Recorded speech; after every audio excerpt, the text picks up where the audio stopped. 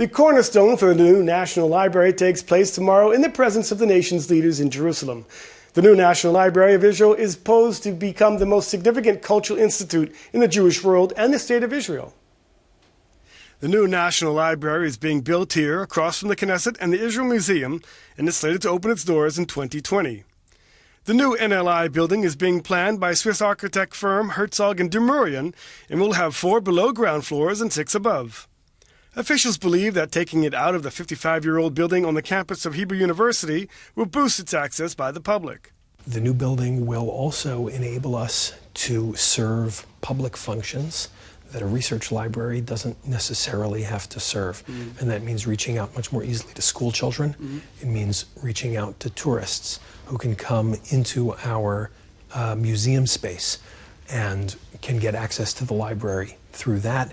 And it means public events that are built on the library's collections with an auditorium and with the services and also the technological services that are necessary for a 21st century library. The library has 4 main collections: Judaism, Zionism, Islam, and Humanities.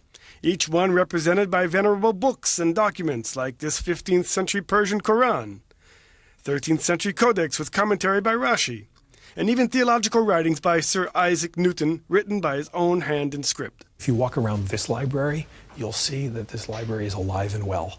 And if you listen to the conversations and if you talk to the people who sit here, leading researchers in every major field of Jewish studies, of Zionist history, of Middle Eastern studies, of general humanities, leading researchers are sitting here, students are sitting here. The interactions between the materials in the library and the people is absolutely critical, and that's something that you cannot get sitting in your living room reading a Wikipedia article, which may or may not be reliable. In this internet digital age, the question rises, are libraries obsolete? The digital age makes the work of libraries that much more difficult, because who's going to preserve the websites that you're looking at today to get that information? What makes you think they're going to be there 10 years from now? And if you want to study 50 years ahead the Jewish communities or the State of Israel or the world today, then somebody's got to be preserving online content.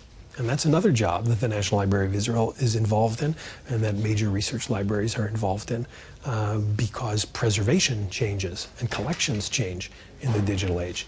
The new library costs about $200 million, the bulk of which is being covered by the Rothschild and the Gottsman families.